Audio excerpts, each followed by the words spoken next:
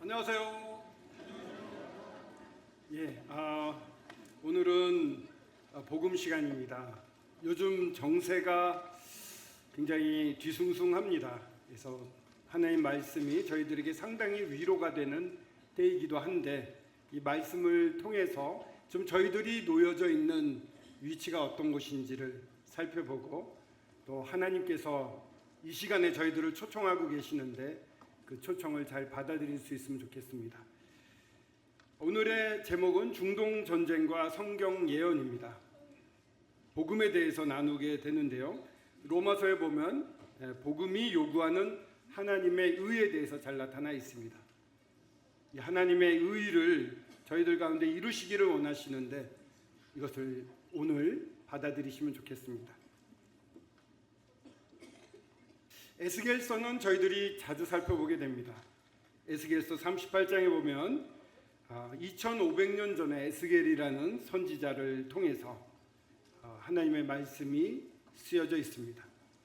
이것은 세대주의적으로 볼 때 앞으로 일어날 미래의 사건으로 볼 수가 있습니다. 1장, 2장에 보면은 곡과 마곡이라는 나라가 나옵니다. 그곳은 그 당시에는 참으로 아무런 세력이 없었던 곳인데, 지금으로 따지면 모스크바, 즉 러시아가 됩니다. 러시아에는 2500년 전에는 그렇게 큰 세력이 없었습니다. 그래서 지금 현대를 나타내는 것으로도 알 수가 있습니다. 이 곡과 마곡 러시아가 이스라엘을 향해서 다국적 군대를, 연합군을 만들어서 침공한다는 예언입니다. 에스겔서 38장 5절 6절에 보면은 나라들이 나와 있습니다. 이 곡과 마곡이 연합군을 이루는데, 북서방에는 고멜과 도갈마라는 나라가 나옵니다. 고멜이라는 나라를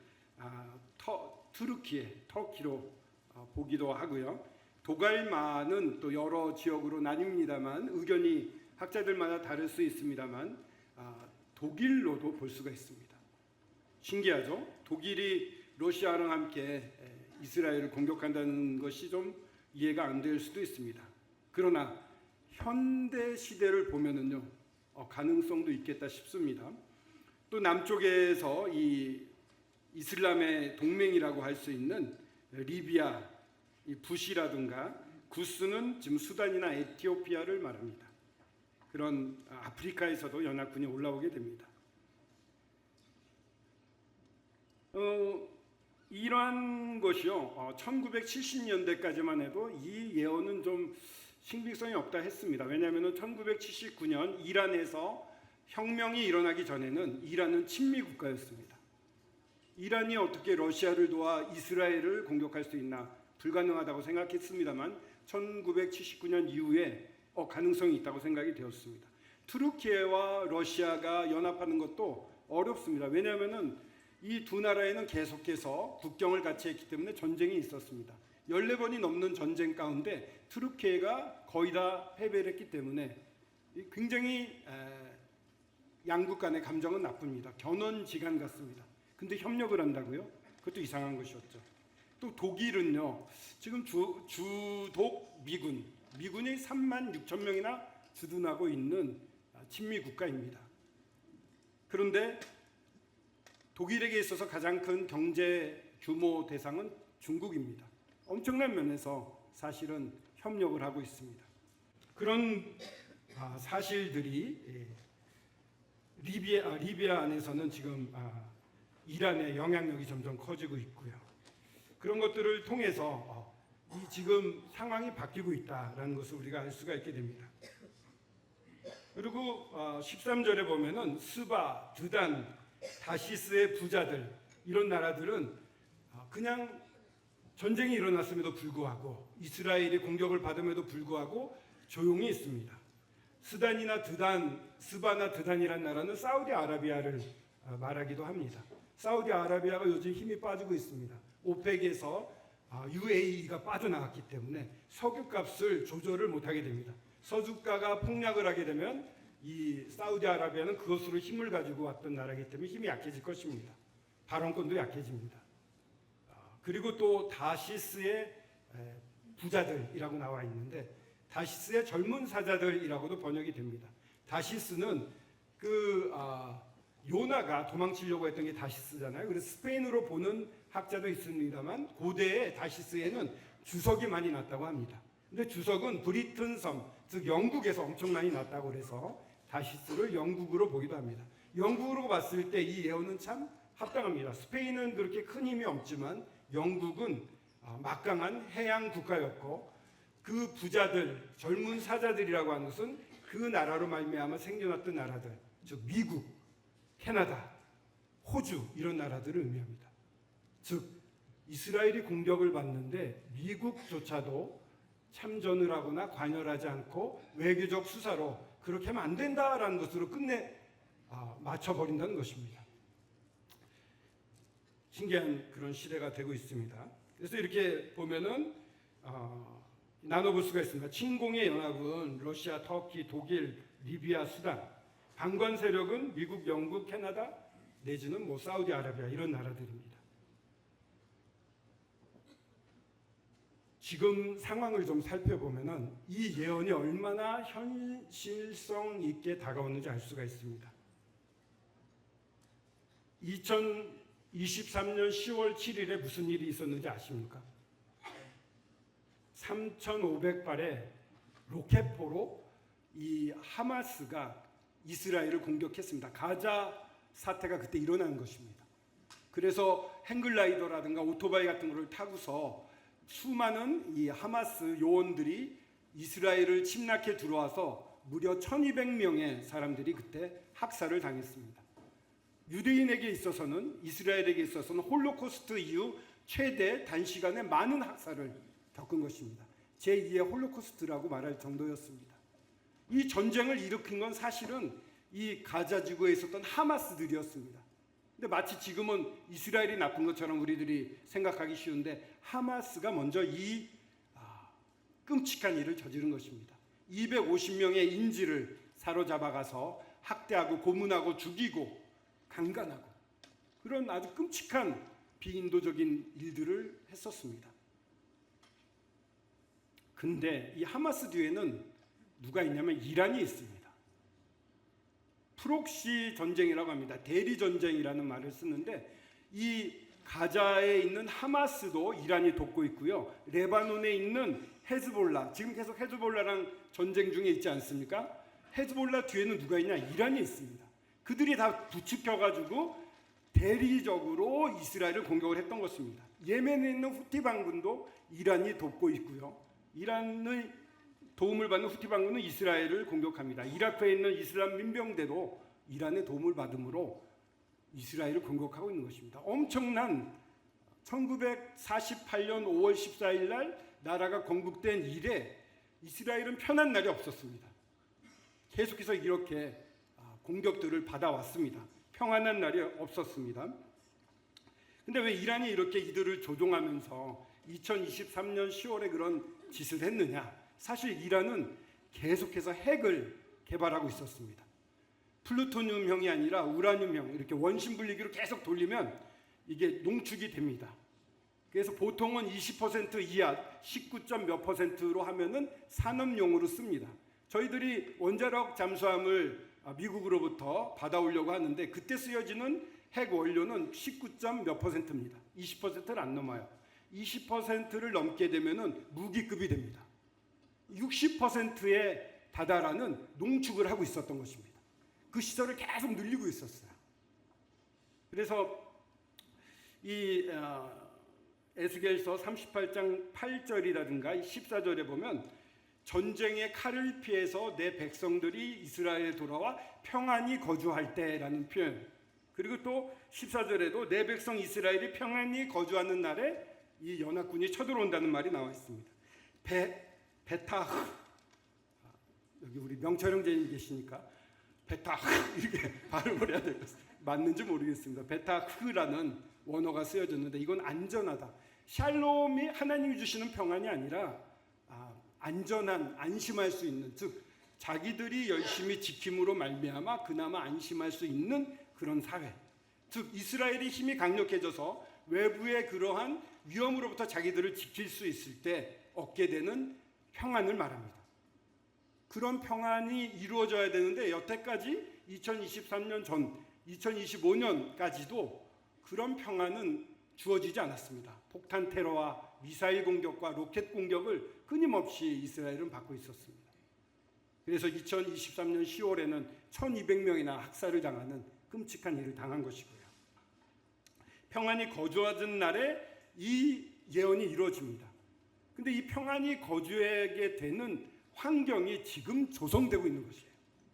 신기하죠. 이 예언이 하루하루 하나하나 성취되는 이 시기에 우리가 살고 있습니다.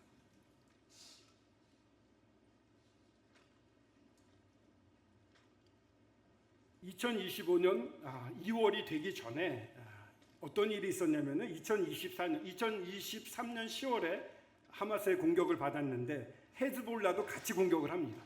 후티 반군도 같이 공격을 합니다. 이슬람 민병대도 같이 공격을 해서 이스라엘로 하여금 엄청난 혼란에 빠뜨립니다.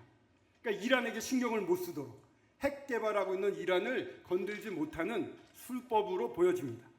그런 가운데 헤즈볼라의 공격이 심하니까 이 시리아에 있는 이란 대사관에 지금 이란의 정권을 잡고 있는 혁명 수비대라고 있습니다. 군대 같은 사조직 같은데 이 이슬람을 앞세워서 전 세계를 정복하고자 하는 그러한 세력들입니다. 이란은 지금 혁명 수비대가 꽉 잡고 있는 상황인데 그 혁명 수비대의 간부들을 2024년 4월 1일 시리아에 있는 이란 영사관에 모여 있을 때 그곳을 이스라엘이 공격을 합니다. 그래서 7명의 고위 사령관들이 죽고 16명이 거기서 죽임을 당합니다. 그러니까 이란은 우리나라를 공격했다 해서 그 이후에 며칠 있다가 처음으로 이란에서 직접 이스라엘을 향해서 미사일 공격을 합니다. 350발의 미사일을 쐈는데 이스라엘이 이 방공 체제가 아주 잘 되어 있습니다. 거의 타격을 못 줬어요. 그래서 이제 직접 공격하는 그런 시대가 열리기 시작을 합니다. 2025년 2월 달에 보면은 IAEA 이러한 원자력 감시 기구가 이란에 그래도 일부 들어가서 감시를 하고 있었습니다. 근데 그 지하에 이렇게 몰래 숨어서 하는 우란 농축 60%짜리가 2025년 2월에는 270g이 나왔다고 하는 거예요. 긴장합니다. 왜냐하면은 이게 45kg일 때 원자탄을 하나 만들 수 있어요. 그럼 270이라고 하면은 거의 한 10개 정도 만들 수 있는 수치가 된 거예요. 10개가 아니라 한 5개 정도 만들 수가 있게 됐습니다. 그렇기 때문에 긴장을 하고 있었는데 그해 2025년 5월에 IAEA가 발표를 합니다. 이 2달 만에 403kg으로 늘어났다. 이 정도 숫자면요 10개가 됩니다. 10개. 그래서 위험하다라고 생각을 했고 이것은요 미국도 굉장히 위험하게 생각을 했어요. 왜 위험하게 생각하면요 이란이라는 나라는 시아파의 신앙에 의하면 시아파 이슬람 쪽의 사람들은 마히드 말할 때마다 헷갈리는데 마히드라는 신앙관이 있습니다. 그래서 재림주라고 말합니다. 그들에게는 마히드 사상이 있어가지고 재림주가 오는데 재림주가 오기 전에 세상에 큰 혼란이 있다. 마치 저희 성경을 그대로 베낀 것 같죠. 7년 대환란 뒤에 지상재림이 있다. 이렇게 그거랑 굉장히 유사한 그러한 것을 가르치고 있습니다. 그들은 신정국가이기 때문에 스스로 목숨을 끊고 자폭할 수 있는 사람들입니다. 그러니까 그들이 생각하면 그대로 행동합니다. 신행일치예요. 그러니까 엄청난 이상한 천국관을 가지고 있어서 그렇게 죽으면 아름다운 여인들이 맞이한다라는 남자들에겐 이상한 천국관을 가지고 있습니다. 거기 어떻게 이렇게 빠져드는지 모르겠어요. 여하튼 그 시아파 우파가 지금 이란을 주도하고 있는데 그들의 세계관에 의하면 큰 혼란이 있어야지 재림주가 온다. 그러면 그 큰 혼란에 이 핵폭탄을 사용하려고 하는 게 아닌가. 왜냐하면 이스라엘과 미국에 대해서 철천지 원수로 알고 이들을 파괴하는 것을 이란의 최고 목적으로 잡고 있습니다. 물론 겉으로는 우리가 핵 개발하는 것은 평화적 이용입니다 라고 얘기합니다. 평화적 이용이라면 60%까지 할 필요가 없어요. 60%에서 90%까지 가려면은요, 짧게는 2주 내지는 수개월이 걸린다고 합니다. 2주만 있으면 90%의 정말 원자탄에 실을 수 있는 핵폭탄을 만들 수가 있다는 겁니다. 그럼 왜 안 만들지? 정말로 90%까지 농축을 하면 바로 보복이 들어오기 때문에 이란도 머리를 쓰는 거죠. 우리는 그런 생각 없어 하고 얘기를 하는 것입니다. 그래서 IAEA의 이 발표가 있은 다음에 6월 달에 5월 13일이군요. 2025년 5월 13일에 이 1차 작전을 피게 됩니다. 라이징 라이징 순서가 바뀐 것 같네요. 라이징 라이온이라는 작전으로 이스라엘이 이란을 공격을 합니다. 먼저 합니다. 5월 13일에 합니다. 그래서 제공권을 전부 부셔버립니다. 그런 다음에 5월 22일 미국이 미드나잇 해머라는 이름의 작전으로 이때 B2라고 하는 엄청난 전폭기인데 스텔스예요. 그게 미국으로부터 7대가 날라와서 폭격을 합니다. 벙커버스트로 지하 60m의 안반을 꿰뚫고 터뜨릴 수 있는 JBU라고 하는 JBU 57이라고 하는 미국의 20발 정도밖에 없는 거를 여기 와서 14발을 씁니다. 그래서 3군데의 이 지하 핵시설을 파괴를 합니다. 그래서 그 당시에 트럼프 대통령은 싹 쓸어버렸다. 이란은 더 이상 핵 개발 못한다 이랬는데 몇 개월 지난 다음에 나온 것으로 평가하기는 이란의 핵 개발을 1년에서 2년 정도 늦췄다. 403kg 중에 400kg 정도가 보존되어 있다라는 보고도 나중에 나오게 됩니다. 실패를 했죠. 근데 여기서 이 네타냐후가 통곡의 벽에 기도를 합니다. 기도하고서 꽂아 넣었던 쪽지가 민수기 23장 24절이에요. 거기 제가 읽어보면 백성이 암사자같이 일어나고 수사자같이 일어나 움켜진 것을 먹고 피를 마시기까지 눕지 아니하리로다. 사자가 벌떡 일어나가지고 움켜쥐고 피를 다 마셔서 완전히 승리할 때까지는 눕지 않겠다는 거예요. 이게 이스라엘의 본심입니다. 이제 이란이라든가 주변 우리를 괴롭히는 자들을 싹쓸이해버리고 우리는 이제 평안히 거할 거야. 그래서 이란의 핵무기가 완전히 없어지기 전까지 이스라엘은 계속 전쟁을 할 겁니다. 안 그러면은 바로 핵무기 만들면요, 이란과 북한이 엄청 협력을 많이 합니다. 미사일 기술 서로 협력해가지고 북한의 미사일 가져다가 이란이 엄청난 훌륭한 미사일들을 많이 만들어냈어요. 이렇게 갖다 줬는데 갖다 준 것보다 더 좋은 걸 만들어내니까 북한이 좀 자존심이 상했다고 하더라고요. 핵 기술에 대한 것도 서로 기술 협력을 하겠죠. 악의 축에 해당되는 이 나라들끼리는 협력을 합니다. 그 장거리 미사일을 미국에 도달하는 장거리 미사일을 북한은 만들었습니다. 이란 수중에 그게 들어가게 되면요, 이 사람들은 북한처럼 우리 건들지 마가 아니라 실질적으로 미국이나 이스라엘을 공격할 수가 있는 것입니다. 위험한 겁니다. 대혼란이 와야지 구세주가 온다고 그렇게 알고 있는 사람들입니다. 그래서 이 완전히 라이징 라이온, 사자가 일어서가지고 다 뭉쳐버리겠다. 또 미드나잇 해머, 미드나잇, 한밤중에 철퇴를 가한다 이런 것입니다. 이 한밤중에 철퇴를 가한다는 것도요, 이 출애굽 때의 재앙은 한밤중에 왔잖아요. 철퇴도 이사야서인가요? 이런 데 보면은 철퇴도 하나님이 철퇴를 내리친다. 그러니까 미국도 이 작전을 할 때 그렇다고 말은 하지 않았지만 다분히 성경적인 악의 축을 무찌른다는 그런 개념을 가지고 있는 것 같습니다. 그렇게 분석하는 매체들이 있더라고요.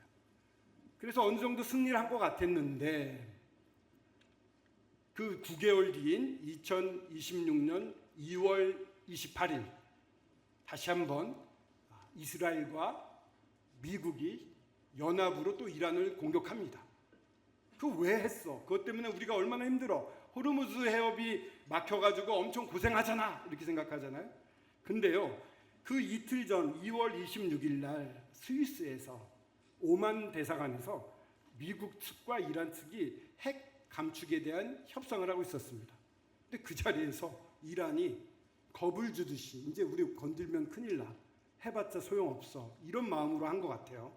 우리 460kg에 60% 농축 우라늄이 있다라는 것을 말을 합니다. 마치 공갈하듯이. 근데 그걸 듣고서는 이제 더 이상 두면 정말 위험하다라고 다시금 판단한 이 이스라엘과 미군이 하루 한 날 같이 공격을 하게 됩니다. 그래서 이때는요, 그냥 시설만 폭격하면 안 되겠구나. 이 이스라엘을 지도하는 하메네이라는 그 최고 지도자와 그 고위급 간부들을 전부 같이 숙청을 해야겠구나 해서 어딘가 회의하러 몰려 있을 때 거기를 폭격을 해가지고 많은 지도자들이 죽게 됩니다. 그래서 더 이상 핵 개발을 시키지 않으려고 마음을 먹었습니다만, 이때도 제목은 표효하는 사자입니다. 표효하는 사자는요, 이것도 성경 말씀에서 나오는 것입니다. 표효하는 사자, 아모스서 같은 경우에 잘 나와 있습니다.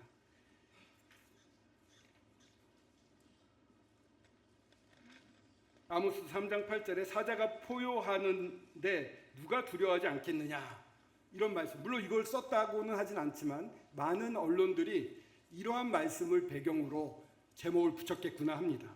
또한 장대한 분노, 이건 계시록에나 나올 법한 하나님의 진노를 딴 그런, 그러니까 다분히 이 악의 축에 대한 이러한 징계를 한 것으로 이렇게 보여집니다. 그런데 그 이후로 상상치 못할 일들이 일어납니다. 이란이 결집하고 계속해서 혁명 수비대의 정보 부문을 담당했던 사람이 지금 이란을 지도하고 있습니다. 그 텔레비에 나오네 안 나오네 자꾸 그러는 분, 그분이 바로 혁명 수비대에서 정보전을 하는 사람이에요. 사실은 엄청 위험한 사람이 지금 다시 이란을 주도하고 있습니다. 이렇게 공격을 받으니까 나름 결집을 하고 있는데, 하지만요, 이란에서는요, 그 크리스천만 해도 3,000명이 넘게 최근에 학살을 당했습니다. 인권이라는 게 없는 나라예요. 반 세력을 공식적으로는 1년에 1,000명 이상씩 처형을 하는 나라라고 합니다. 사형을 하는 아주 끔찍한 나라예요. 그런 나라인데 호르무즈 해협이 봉쇄되니 저희들도 굉장히 힘들어집니다. 어제도 아내와 야외에 나갔는데 음료를 마시고 이거를 그 컵에, 테이크아웃 컵에 하자 그랬더니 못하게 해요. 지금 이게 비닐이 아까우니까 하면 안 된다. 그럴 정도로 저희들의 삶에 비닐 한 장에도 어려움을 겪고 있는 상황입니다. 미국의 입장에서는 11월 달에 중간선거가 있습니다. 이렇게 오랫동안 전쟁이 오래가는 것에 대해서 반전 여론이 60%에 달하고 있습니다. 트럼프에게 불리해집니다. 그래서 이번에 극초음 미사일을 이번에 투여하겠다. 미국에서 쏴가지고 이란을 때릴 수 있는 엄청 빨라서 요격하기 어려운 미사일을 도입하려고 하고 있습니다. 그러니까 강하게 한번 때리고 우리 이겼다 하고 승전 선언하고 빠질 가능성이 높아지고 있습니다. 그러면서 더 이상 이렇게 외부 전쟁에는 참여하지 않으려고 하는 마가의 개념 중에 하나가 우리가 우리나라를 돌보고 외국은 참여하지 말자, 이런 고립주의가 깔려 있거든요. 그게 더 강화될 가능성이 굉장히 많습니다. 고립주의로 회귀할 가능성이 높아지고 있습니다. 그래서 지금의 지정학적인 이 불안정한 상황을 말씀을 드리자면, 미국이 일방적으로 이탈을 하게 되면 중동 전쟁 개입 중단 및 고립주의로 회귀하게 됩니다. 근데 지금 문제가 된 건 나토예요. 또 유럽이에요. 지금 미국하고 굉장히 사이가 나빠졌습니다. 독일에서도 3만 6천 명 있는 미군을 철수하겠다 며칠 전에 얘기했고, 어젠가요 5천 명 철수 계획을 밝혔습니다. 그러니까 나토와 함께 러시아를 막아내고 그 지역의 안전을 추구해왔던 미국이 빠지게 되면 러시아에 대한 어떠한 막아주는 역할이 무너지게 됩니다. 그러면 유럽이 혼란에 빠지게 됩니다. 또 스페인에 있는 미군도 빼겠다는 얘기도 하고, 둘 간의 이 나토와 유럽과의 동맹이 균열된 것은 굉장히 위험합니다. 러시아가요 지금 원유를 좀 한때 한 달 넘게 팔 수 있는 기회를 얻어가지고 막대한 수입을 얻고 있습니다. 우크라이나 전쟁에서 일어났던 재정 부담을 전부 만회하고 있는 상황이에요. 그렇게 되면은 제일 두려운 것은 이스라엘이 계속 고립된다는 것입니다. 지금도 뭐 우리나라에서도 그런 비판의 SNS가 있었습니다만 이스라엘을 굉장히 안 좋게 보는 전 세계적인 그러한 시각들이 만들어지고 있습니다. 고립되고 있어요. 안보의 나비 효과라고 그래가지고 이 나토의 붕괴가 새로운 위험을 가져오게 됩니다. 이게 글로벌 패권에 변화가 올 수 있습니다. 이렇게 참전하지 않는 나라, 참전하는 나라, 이 예언이 점점 코앞에 다가오는 것입니다. 러시아의 팽창과 더불어서요, 악의 축이라고 말할 수 있는 이란, 중국, 북한은 계속 더 연대를 하고 더 힘을 키워갈 것입니다. 이 나라들의 특징은요, 독재 국가고 사람의 인권을 무시하는 나라입니다. 1776년에 미국의 독립선언문에 처음으로 천부인권이라는 게 나옵니다. 사람에게는 하나님이 주신 권리가 있다. 생명, 자유, 행복, 추구권이 있다라는 것이 처음으로 이 법률 같은 데 나옵니다. 그리고 수정헌법이 세워지는데 수정헌법에서 1791년 미국의 수정헌법 1조에서 10조 사이에 권리장전이라고 말하는데 이 천부인권, 하나님이 사람에게는 특별한 권리를 주셨다라는 것이 아주 세세하게 적히게 됩니다. 그 법 체제 때문에 미국이 지금은 많이 혼란스러워 보일지 모르지만 자유와 평화, 사람의 가치를 존중하는 나라가 된 겁니다. 청교도의 후예들이 세운 나라가 된 겁니다. 신앙적인 나라였던 것입니다. 처음으로 그것이 생긴 다음에 전 세계적으로 이것이 확산이 돼서 인권이라는 개념들이 법률하에 들어오게 됩니다. 근데 이 나라들은 다 미국과 적대적인 나라들일 뿐만 아니라 인권이라는 것을 인정하지 않습니다. 북한에서는 최근에 보고된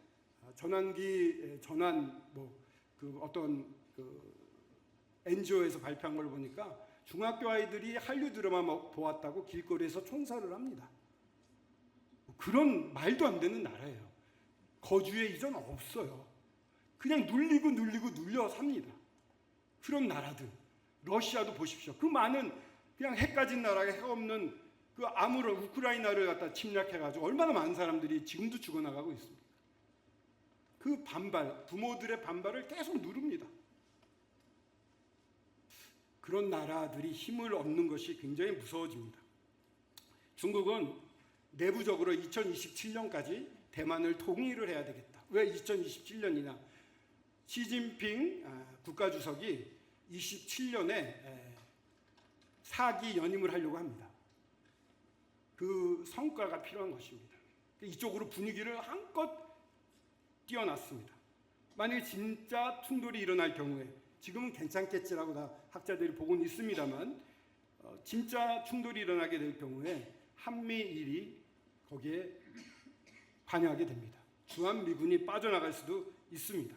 지금도 미사일 포대 일부는 지금 중동으로 옮겨져 가 있거든요. 사드라든가 패트리어트라든가 이런 부분에 포탄들은 나가 있습니다. 그 발사대나 사람들은 남아 있습니다만.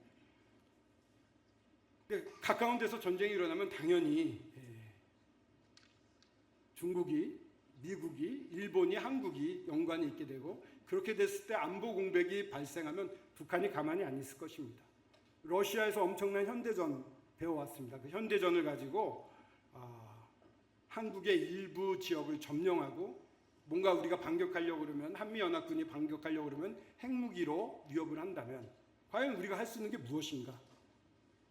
우리의 지금의 이 평안한 일상생활이 끝이 날 수가 있습니다. 중동 전쟁 이후 세계 질서의 재편은 아시아에도 엄청난 혼란이 도래합니다. 불안하죠. 사실 내일 어떤 일이 일어날지, 무슨 일이 일어나도 이상하지 않은 시대에 살고 있습니다. 미국이, 아니 이스라엘이 이란을 직접 공격하다니 가능해? 그것도 2번이나? 이런 게 눈앞에 일어나요. 그리고 SNS를 통해서, 유튜브를 통해서 실제 전쟁이 일어나는 장면을 우리는 지구 반대편에서 보고 있는 그런 시대에 삽니다. 그래서 이런 때 더더욱 저희들에게 필요한 게 있습니다. 복음입니다. 복음이 필요해요. 절대절명의 시대에 우리에게 필요한 것은 복음입니다. 왜냐하면 거기에 능력이 있어서 그렇습니다. 복음을 바울은 부끄러워하지 않는다고 그랬어요. 모든 믿는 자에게 구원을 주시는 하나님의 능력이 된다고 합니다.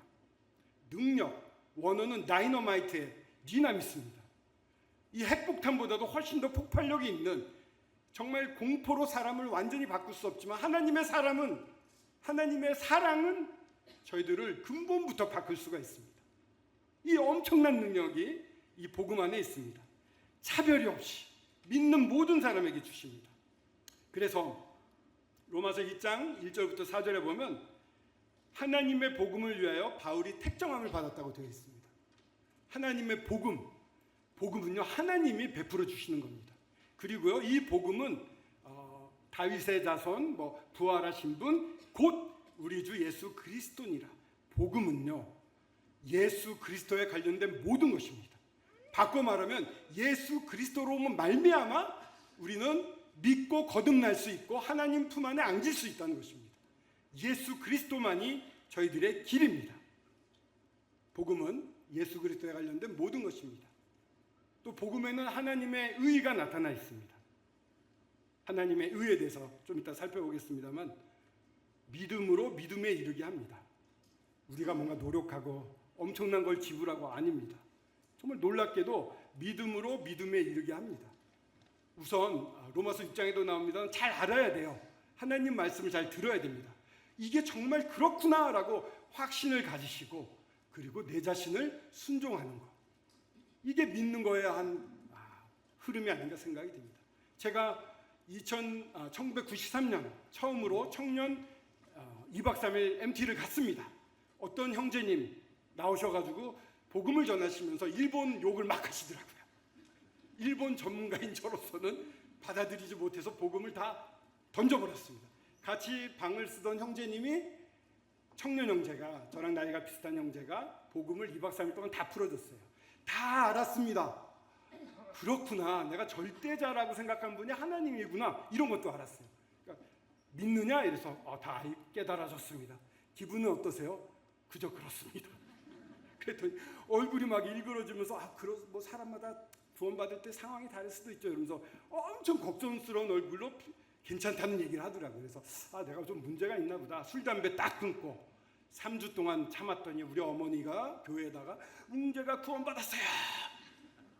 3주 후에 더 마시고 더 피고 폭발이 나서 그해 2월 달에 또 4박 5일하는 우리 청년들의 캠프에 다시 갔습니다.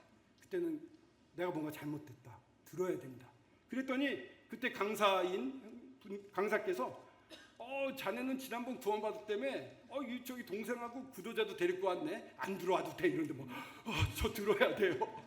들려주세요 해서 간절하게 들었는데 그때 우리 예수님, 나를 찾아오신 예수님을 만났습니다. 다리가 탁 무릎이 꿇리고 눈물이 핑 돌면서 그렇게 감사하더라고요. 그러고선요 담배, 내 안에 예수님이 들어왔으니까, 예수님 내 안에 있는데, 성전이라고 하는 말씀을 보여주셨거든요. 담배 피면 예수님이 기침할 것 같아. 또 술 먹으면 이 좋은 분 이제 만났는데 또 헤어질 것 같아. 술, 담배가 그날로 딱 먹지 말아야겠다 했는데 정말 금단 현상 없이 그냥 딱 끊어졌습니다. 저는 알았어요. 복음을 들었어요. 근데 이게 정말 그렇구나라는 확신을 얻었어요. 그런 다음에 주님을 순종했습니다. 내 죄 문제를 해결해 주신 분을 깨닫고 너무 감사해서 확신하지 않을 수가 없었습니다. 정말 그렇구나라고 성경 말씀을 다 믿을 수 있었습니다. 그리고서 순종했더니 뭐 살도 찌지도 않고 그냥 금단 현상도 없이 술 담배 싹 끊었습니다. 하나님이 살아계시다는 걸 그때 경험을 했죠. 정말 믿으시겠습니까, 여러분? 아니면 거절하시겠습니까? 이 좋으신 분을. 하나님의 의가 복음에 나타났다고 그랬는데 하나님은 항상 옳고 적절한 일을 행하시는 분이다. 하나님의 의하면 이런 하나님의 속성이 먼저 떠오릅니다. 또한 피조물에게 완전한 것을 요구하십니다. 왜요? 하나님이 완전하시기 때문에 그 앞에 서려면 우리가 완전해야 됩니다. 근데 저희들 죄가 너무 많잖아요. 못 써잖아요. 그런 저희들을 아들 예수 그리스도를 믿음으로 말미암아 완전한 자로 세울 수 있는 그 신분을 주시기 위해 이 땅에 오셔서 예수님이 직접 죽으셨어요. 공의를 이루셨어요. 이게 하나님의 의가 복음에 나타난 것입니다. 놀랍지 않습니까?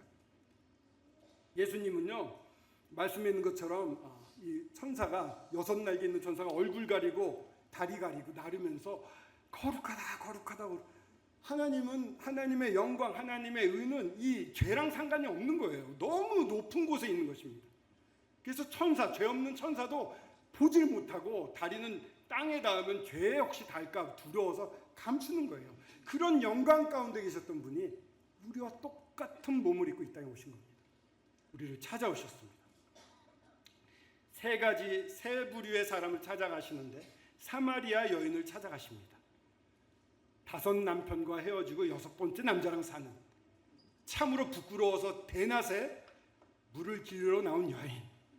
근데 우리 주님은 그냥 둘 수가 없어요. 왜?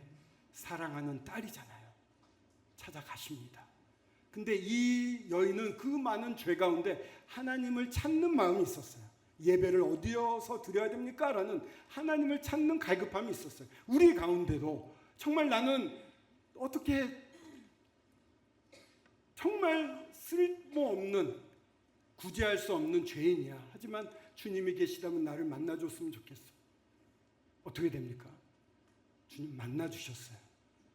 그래서 내가 만난 이분이 그리스도가 아니냐고 바로 창피함도 있고 복음을 전하는 모습을 보게 됩니다. 주님이 찾아와서 만나주시는 거예요. 2번째는 38해 된 병자가 있었습니다. 이 사람은요, 모든 노력을 다했지만 자기 스스로 할 수 있는 게 없습니다. 무력감에 빠져서 하나님을 찾지도 못했어요. 혹시 우리 가운데 나는 노력을 했지만 하나님 믿을 수 없어. 도저히 안 돼. 난 정말 하나님 이제 찾기도 힘들어 라고 포기한 분들 계십니까? 하나님이 그런 분에게 찾아오십니다. 우리 주님이 찾아오십니다. 지금 녹화하고 계십니다. 또 맹인이 있었습니다. 맹인 보고 제자들이 와서 이거는 이 사람 죄 때문인가요? 모든 잘못된 일을 죄랑 연결을 시키기가 우리가 쉽습니다. 근데 그렇지 않았어요. 하나님의 영광을 나타내기 위해서 사람의 생각을 뛰어넘는 하나님이 계십니다. 우리 주님께서는 정말 말도 안 되는 상황에서 놀라운 구원을 베푸시는 분입니다. 내가 왜 이렇게 어려운 가운데 내가 왜 이러고 있지라고 스스로를 전혀 이해를 못하겠고 어려워하시는, 정말 앞길을 모르고 헤매고 계시는 분, 주님이 오셔서 부르시고 만나주시고 회복시켜서 하나님이 살아계십니다. 하나님이 전부입니다. 주님 감사합니다라는 영광을 받으시길 기대하고 지금 노크를 하고 계십니다. 이분을 받아들이시겠습니까? 예수님을 보고 요한이 세상 죄를 지고 가는 하나님의 어린 양이라고 말을 합니다. 요한복음 1장 29절인데요. 세상 죄를 지고 간다. 세상 죄를 파고 간다. 이런 뜻도 있습니다. 죄를 이렇게 짊어졌어요. 짊어지고 가십니다. 세상이라는 것은 과거부터 미래 모든 게 다 세상입니다. 지금 이 순간도 세상이고요. 이 서울 북부교회 3층도 세상이고요. 여기 앉아있는 나도 세상입니다. 나의 죄를 다 가져가신 거예요. 다 가져가셨습니다. 나에 대한 것입니다. 이 주님이 나와 상관이 없으면 아무런 의미가 없습니다. 옷을 벗겠습니다.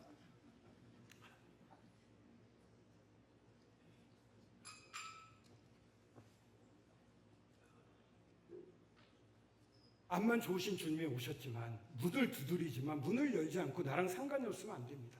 여기 찾아오신 주님은요, 나를 위해서, 한 명 한 명을 위해서 오신 분입니다.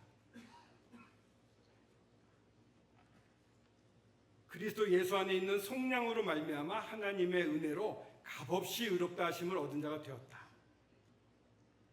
죄, 죽음, 사단 이런 데 얽매여 살았습니다. 죄를 짓고 싶지 않지만 끌려갈 수밖에 없는 삶을 살았어요.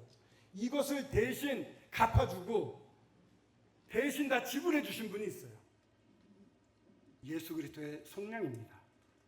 하나님의 은혜로 우리는 주님이 지불하신 건 대단했는데 우리가 지불한 건 하나도 없습니다. 은혜로 믿음으로 말미암아 값없이 의롭다함, 하나님의 의가 전부 완전히 성취된 사람이 되었습니다. 속량은 대신 갚아서 자유롭게 하다. 아까 쇠사슬이 터졌잖아요. 죄의 대가는 사망입니다. 제가 죽었어야 됩니다. 그 십자가에서 그 고난, 발에 못 박힌 발에 힘을 줘서 겨우 숨을 쉬는 그 고난, 6시간 동안의 그 목마름, 온 뼈가 뒤틀림, 사망뿐만 아니라 하나님이 죄인에게 부어야 될 모든 저주를 우리 예수 그리스도가 다 받으셨습니다. 그래서 그의 육체의 죽음으로 말미암아 화목하게 하사 저희를 거룩하고 흠없고 책망할 것이 없는 자로 그 앞에 세우셨습니다. 지금 저희들은 1차원, 2차원, 3차원을 보는데 이 차원이 21차원까지 있대요. 과거와 현재와 미래가 한 번에 있는 차원도 있다는 것입니다. 하나님에게는 회전하는 그림자가 없어요. 과거와 현재를 같이 보십니다. 믿는 나를 예수 그리스도가 십자가에 달리는 그 순간에 같이 놓고 볼 수 있다는 것입니다. 바꿔 말하면 제가 믿는 그 순간에 예수님과 실제로 함께 십자가에 달렸고 실제로 장사되었다가 실제로 함께 부활하신 것으로 하나님은 보시는 것입니다. 실제 일어난 영적인 일입니다. 주님이 부활하시면서 그 영원한 생명을 저희한테 주신 겁니다. 그래서 이제는 주님 안에 있기 때문에 저희들은 완전한 자가 돼요. 그래서 거룩하고 흠없고 책망할 것이 없는 자로 그 앞에 세울 수 있게 된 것입니다. 예수께서 이르시되 나는 부활이요 생명이니 나를 믿는 자는 죽어도 살겠고 무릇 살아서 나를 믿는 자는 영원히 죽지 아니하리니 죽는다는 것은 분리를 말합니다. 제가 얼마 전에 갑자기 하혈을 해서 피를 1시간 동안 이렇게 하혈을 했는데도 몰랐습니다. 그랬는데 나중에 어지럽고 호흡이 가빠지고 몸을 가누지 못해가지고 그래서 119를 불러서 갔더니 혈압이 60에 90 이렇게 뚝 떨어져 있었어요. 헤모글로빈 수치도 거의 7까지 떨어져 있었습니다. 그러니까 정말 쇼크가 올 뻔했었죠.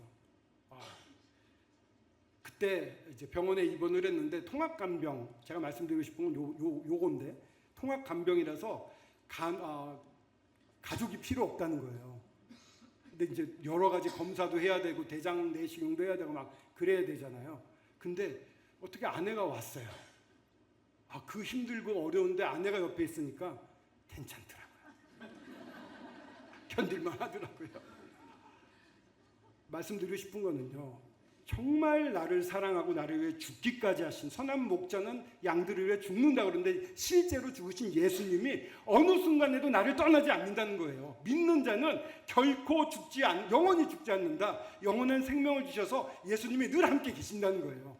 죽음의 그 순간을 건너는 그 순간에도 주님이 함께 계셔서 저희를 붙잡아 주는 것입니다. 사망의 음침한 골짜기, 눈물의 샘을 지날 때도 주님이 함께 하시기 때문에 넉넉히 이길 수 있는, 앞으로 어떤 일이 일어나도 괜찮다고 말할 수 있는 소망이 되시는 것입니다.